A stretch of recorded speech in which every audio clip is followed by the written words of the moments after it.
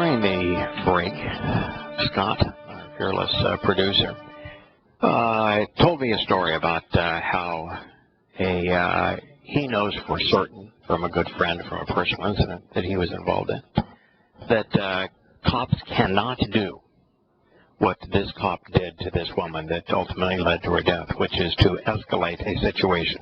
And here was a failure to indicate and giving her a ticket, and her giving the cop lip because that was a ridiculous thing for him to have done. And it's escalated to the point that she's beaten, arrested, threatened, and is found dead. Scott, you had an incident when you were young and foolish, and what's the purpose of being foolish if you can't do it when you're young? And you were, when you were a younger version of yourself, you were walking out of a bar one night. What happened? I was a younger version of myself. I don't know if I was considered young. I was about, this happened about probably 6 years ago. Okay. 7 years ago. And I walked out of a bar. And you're old enough to be in the bar. Oh, yeah. Yeah, oh, yeah. I'm, you're a couple of years past. But 27, 28 years old. Oh, okay. Okay. So, still young enough to be considered foolish. Okay. Were you inebriated, or you think you were? We were out for my friend's bachelor party. Okay. And so yeah, I was definitely inebriated. Okay, but you're walking. I was walking, and I was coherent because I remember it. I mean, yeah. It wasn't to the point where I was blackout or anything like that. Yeah. And you were not even you were not attempting to get in a car and drive. No.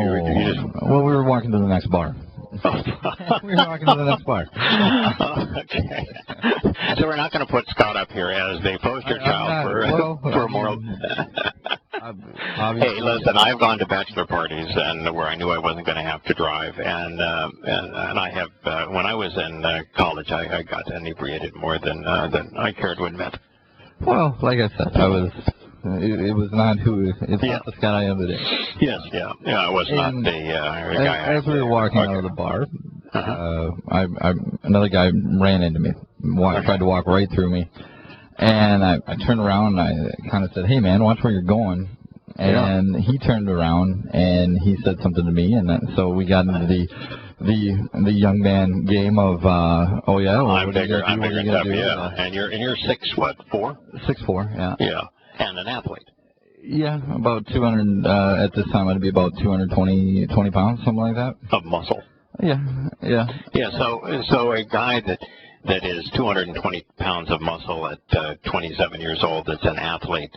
You know, somebody runs into you and is going to size you up after having run into you. You're going to size them up. Yeah. Well, yeah, and again, so as I'm doing this, a cop comes up.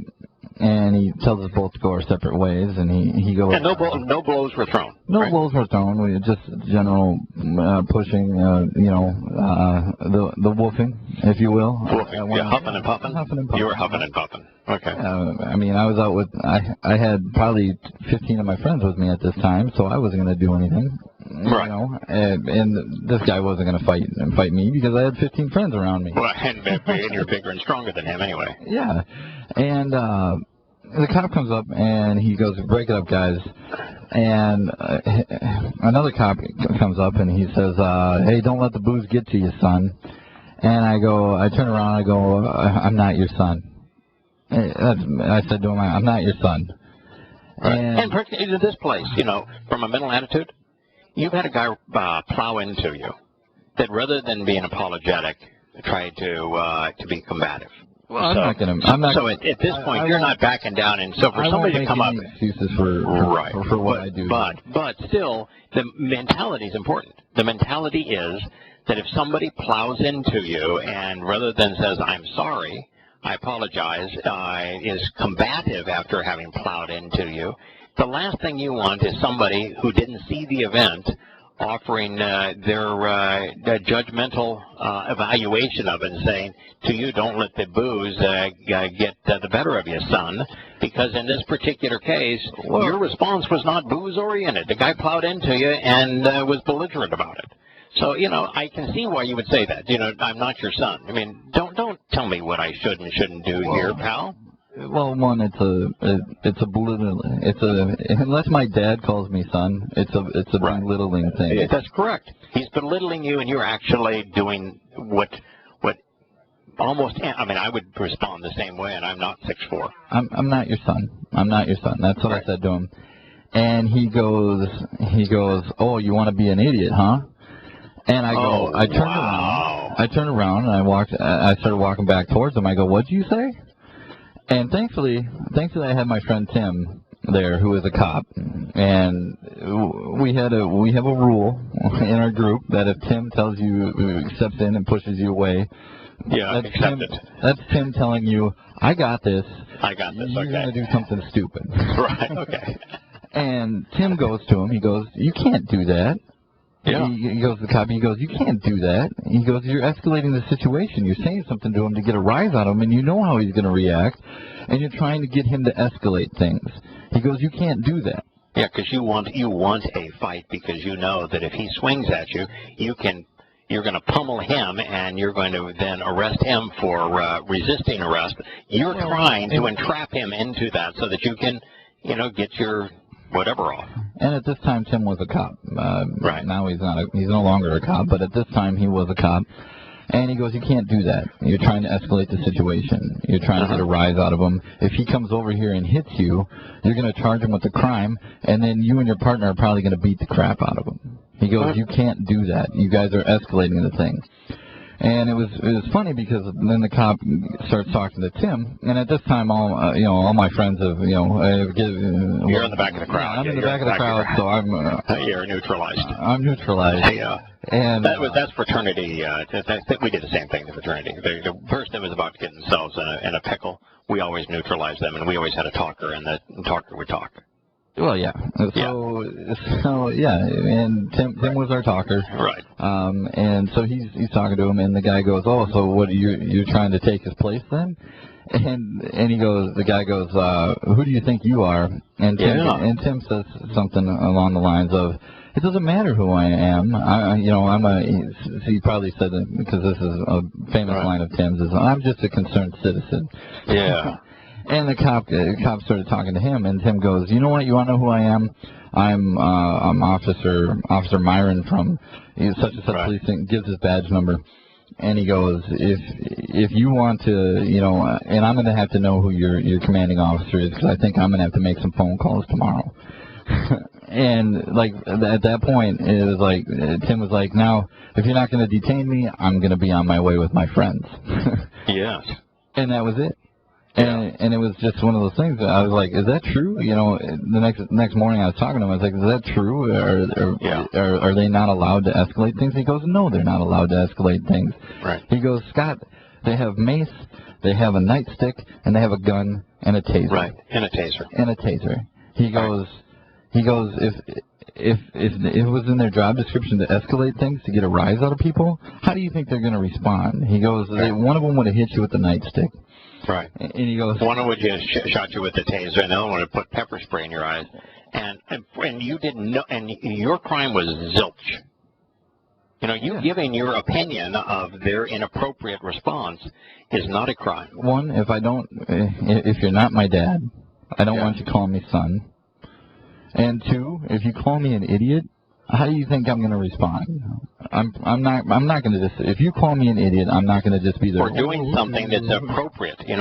That's part of having a backbone. We have Larry on this we've had Larry on this show many times, and we've had Larry also. We have Larry regularly on the Shabbat program, and Larry is not a guy that suffers abuse well, and he's the kind of guy that if he was in that position and you plow into him, he's going to do the same thing. In fact, that's one reason I like Larry, is because I'm the same way.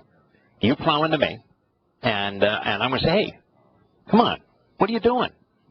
And I'm going to look for you to be apologetic. And if you turn around and you're apologetic, say, hey, I'm sorry, I didn't see it. Then it's all cool. I'm just going to walk away. But if you plow into me, somebody in my group, and and then act like that you did nothing wrong, and then, or worse, you're belligerent back. Yeah, I'm going to give you a serious lip. Am I going to strike you? No. But am I going to say, something's seriously wrong with you? And your behavior is completely inappropriate. I was the talker in our group, and that is the appropriate response, to call somebody who does that an idiot, and to demean them as son. The cop was wrong, and what your friend, the cop, did was to point out to the cop that the cop was wrong in approaching you that way, and even worse, in trying to escalate the situation. But that's what happened with this woman. The cop escalated. You put out your cigarette. Why? You get out of your car. No. Well, the big question I have is, again, and then when she wouldn't do that, he beat her and threatened her with the taser. When did saying no become a crime? Become a threat? Right. Or when did just evaluating someone's talking to them, like your response to the officer, were you threatening him? No. When did telling somebody that what you've just said or what you've just done is inappropriate, I disagree with what you have said and done, when did that become a crime? But that is a crime. I mean, this woman, the professor in the South, that was walking across the street, and the cop told her to lay down prone on the ground, and she said no. And then he, forced her onto the ground, pounded her head into the pavement, put his knee in her back, and lashed her hands together while she's protesting, and then arrested her for resisting arrest. We are so far from reasonable. Yeah, and the woman stood trial, not the cop. Yeah, put your cigarette out. No, I don't want. I'm in my car. You shouldn't be smoking. It's stupid to smoke. Okay, but it's not a crime to smoke. Yeah, put your cigarette out. No. Get out of your car. No, Get out of my car. You've already given me the ticket for failure to indicate. Unless you can explain to me how I am somehow committing a crime to be sitting here in my car after you've given me the ticket for failure to indicate, no, I'm not getting out of my car. I don't want any more exposure to you. I think you're an idiot. No, I don't trust you. For good reason. Jerome, who is the author of the Latin Vulgate, which was the official Bible of the Roman Catholic Church. It's Latin because the Roman Catholic Church was conceived during the time of Theodosius. Most people attribute it to Constantine and the myth that Constantine saw the sign of the cross in the sky and heard the voice that says, "Under this sign, conquer," and that Constantine allegedly converted to Christianity, and that Constantine was the one who lifted the oppressive ban against Christianity. None of that is true. And a little bit of history here is important, because Roman Catholicism, having grown out of the beast that is Rome, and the beast, Yahowah uses the term beast to describe the Roman Empire at that time, and then the same beast label is used to describe the Roman Catholic Church, which grew out of it and tread upon the whole world. It's important to know that all of the statements on Constantine are wholly mythological. Constantine never saw a sign in the sky, never heard the voice. He did not paint the shields of his officers, nor create banners that had Chi Rho on them and crosses on them. That is all the stuff of myth. There was a Christian cleric masquerading as a historian. Cassius Dio, I think, is his name. But he became Constantine's biographer, and he has two accounts of this battle where Constantine was engaged in a traitorous act. He decided that he wanted to be emperor of Rome, and the way that that happened during the day is that you would get a certain number of the legions to side with you, or the other legions would side with another, and he came to attack Rome, and the emperor of Rome with his legions to oppose the emperor and his legions.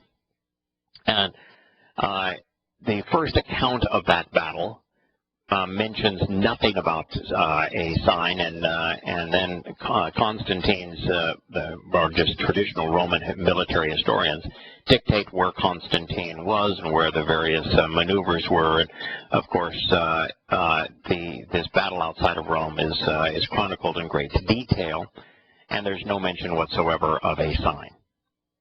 Now, even Cassius Dio describes that first, although he puts it now in heroic terms and religious terms, but there's no sign.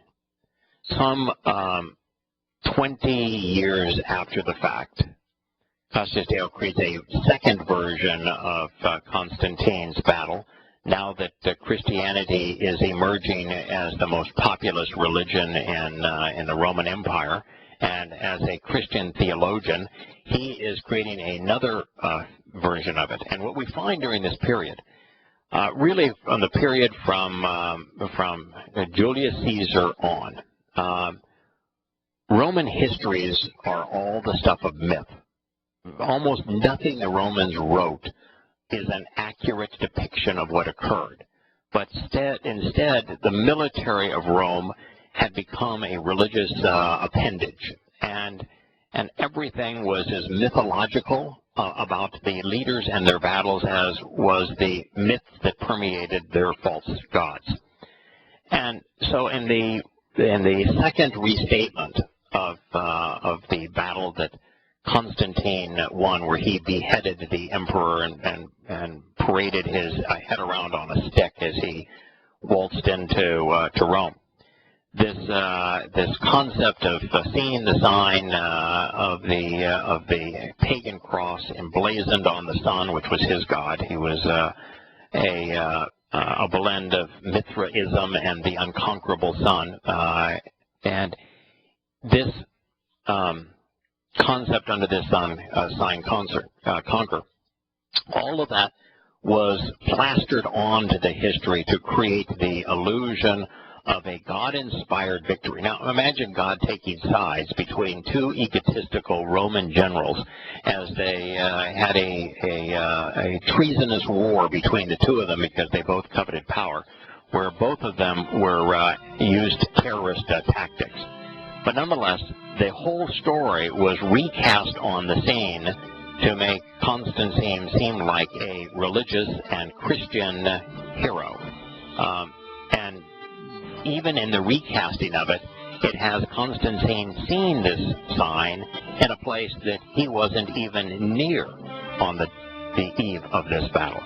Totally, completely false. This sounds like a rabbit chase. Here I am going to quote Jerome's translation of Paul's letter, which was a paraphrase at best, an amalgamation to serve the interests of the Roman Catholic Church. And I digressed to Constantine because I wanted to point out why it was written in Latin. Latin was the language of the Roman Empire.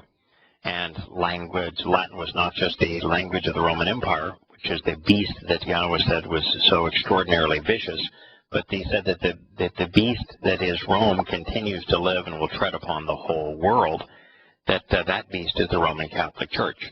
What language do you suppose that the Roman Catholic Church chose as its official language and still uses? When the Pope writes something, when the cardinals and bishops write something to communicate with one another, what language do you think they're still using?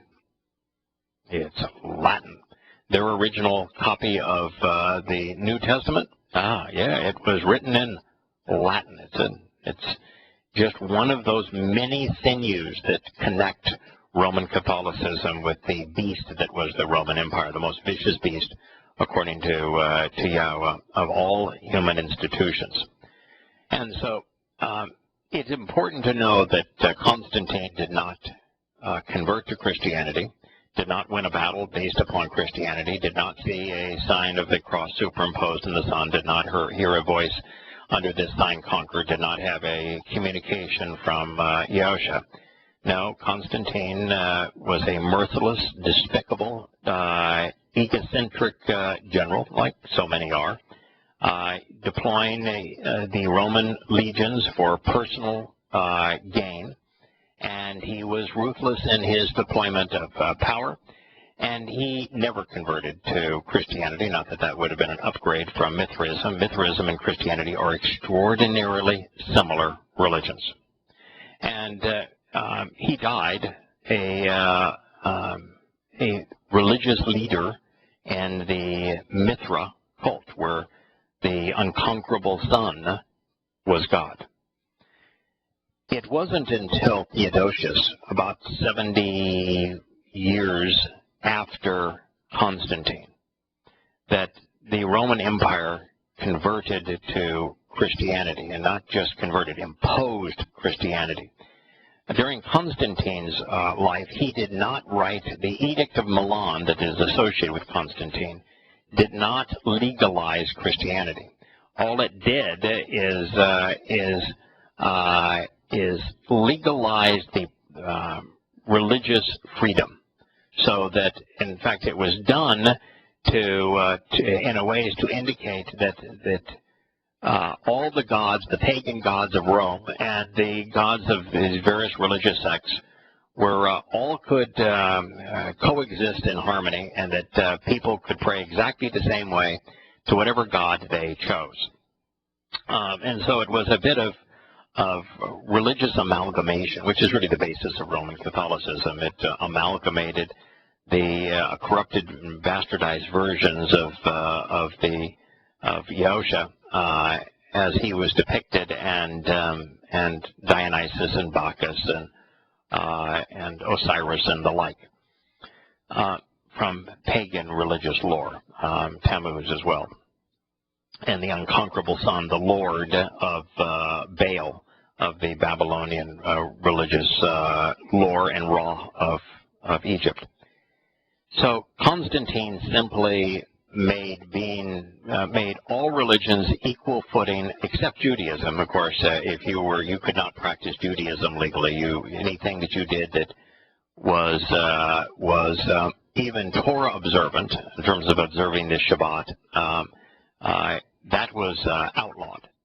But Christianity was viewed as similar to the other pagan religions, and it was considered acceptable.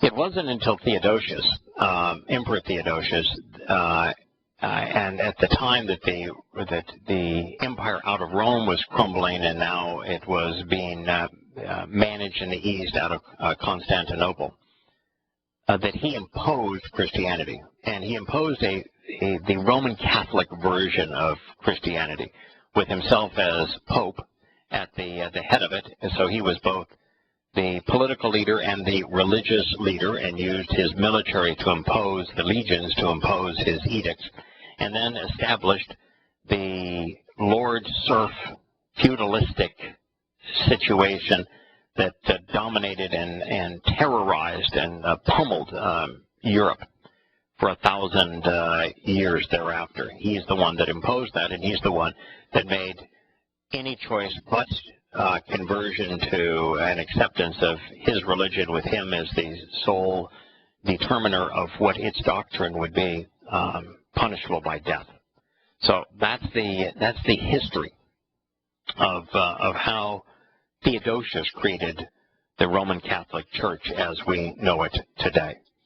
Jerome, of course, was engaged by the popes, for the popes, to enable them to Romanize this religion, and so he created his Latin Vulgate from a mix of manuscripts. He did not have any of the manuscripts from the 1st or 2nd century, but he did most of his translations such that he would have been subject to the plethora of manuscripts that were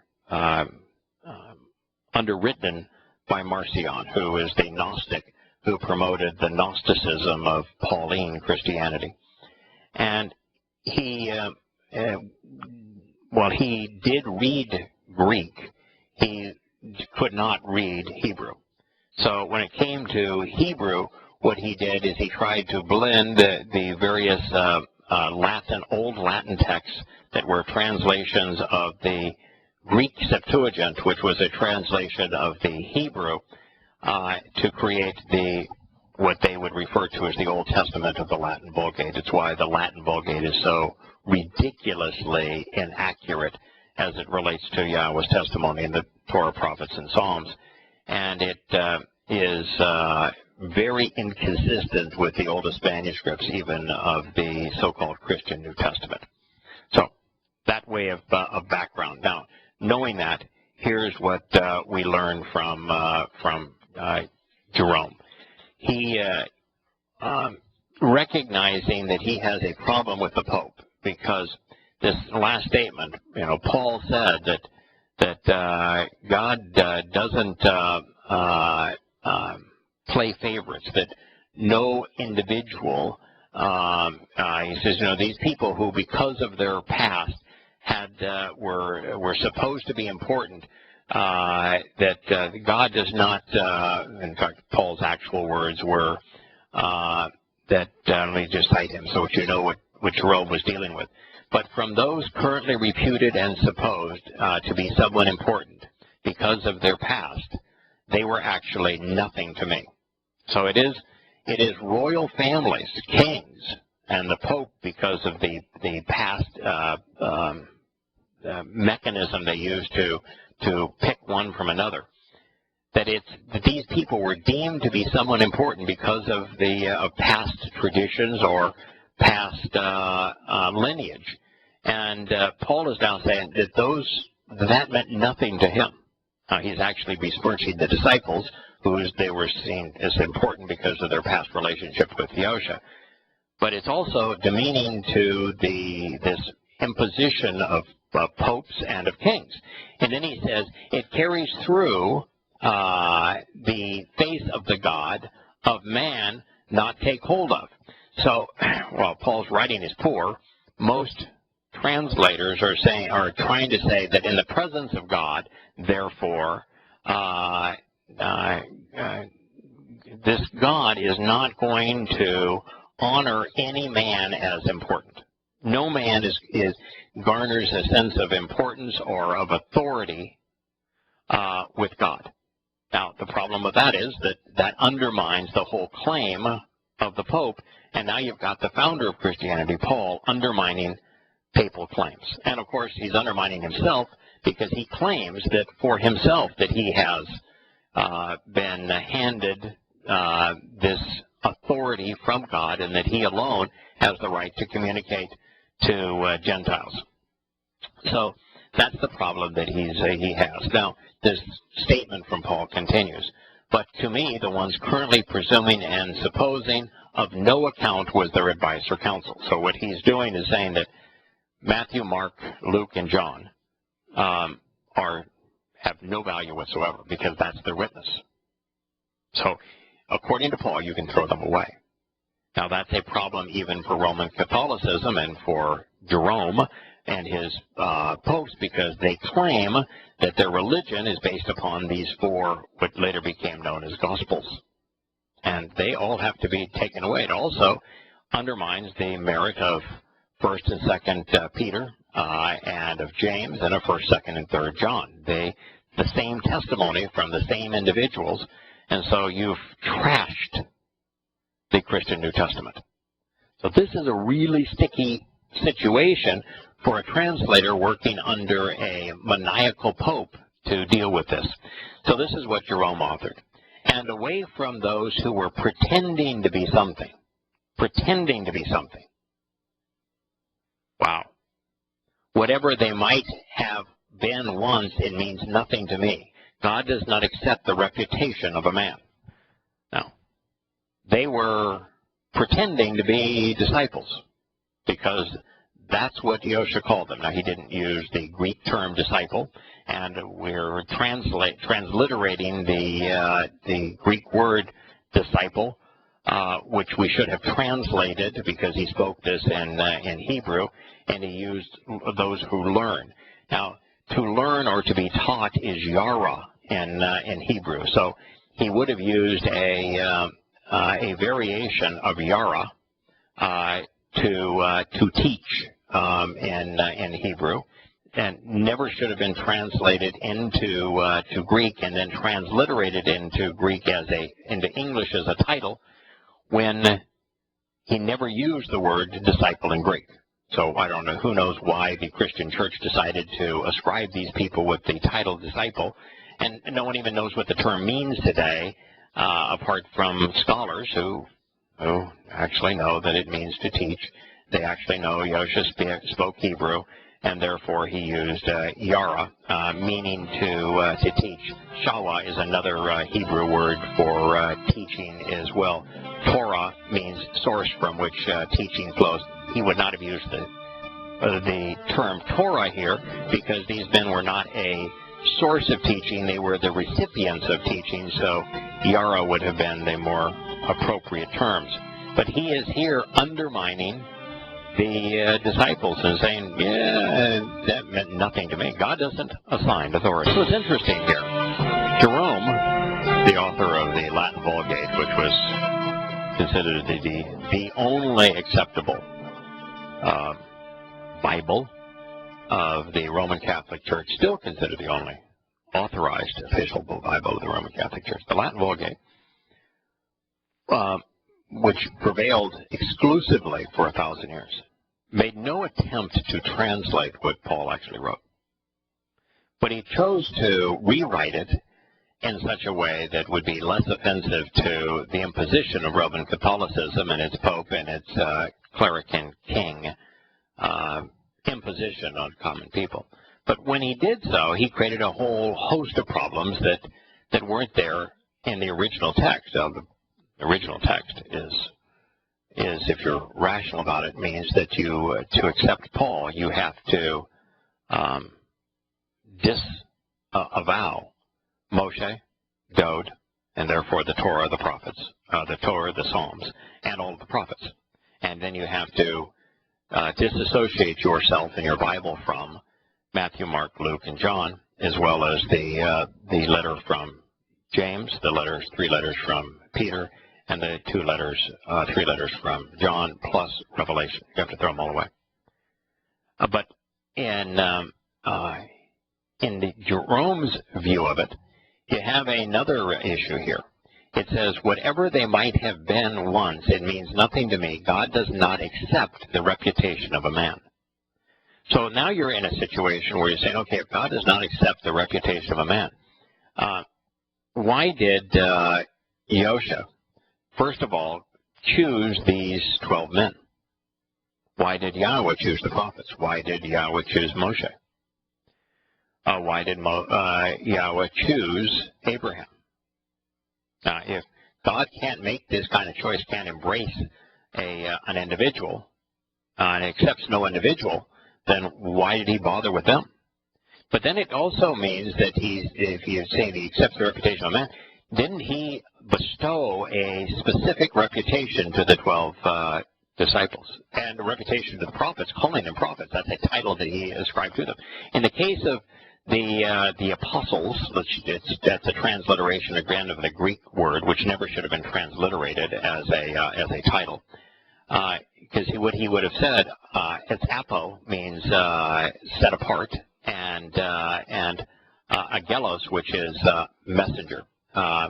So apostle should have been rendered and was spoken as Malach Kodesh, set apart messengers. So if God set these individuals apart to be his messengers, then the reality is that he ascribed them a reputation. Now, if you're saying that God can't ascribe a reputation, which is Paul is saying, then he himself can't be one. And he calls himself an apostle. And he wrote in Greek. And so it undermines Pauline authority, but it also undermines all of the authority of the Pope. The Pope claims that God is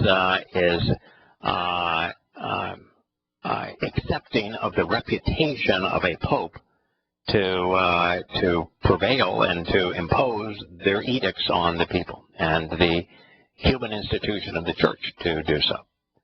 So this creates a dilemma both for Roman Catholicism and also one for Yahowah, means that he was wrong to ascribe this title to those he sent out to be messengers, as we transliterate the Greek word apostello into apostle. And then Paul concludes, according to Jerome, and those who were claiming to be something had nothing to offer me. The only one that is, we are certain, confronted Paul at the Jerusalem Council is Shimon Kefish. Now, Paul will condemn three individuals there, Shimon Kefish, Peter, as well as Yahowah and John and Jacob James. But the one that Luke, Paul's pal, at least initially, chronicles and acts as speaking out and disagreeing with Paul and providing testimony against Paul, that Paul is saying that their testimony offered nothing to me, and in that quotation, Shimon Kefish, known as Peter today, claims his authority based upon having not only been with Yahowah, but having participated in Shavuot. And he says, that meant nothing to me. Well, it certainly meant something to Yahowah. So if it meant nothing to Paul, he was not of the same mindset, the same perspective, the same attitude, the same approach, the same anything as the person that he claimed he was speaking for. Now, if you're a Christian, you need to resolve this conflict.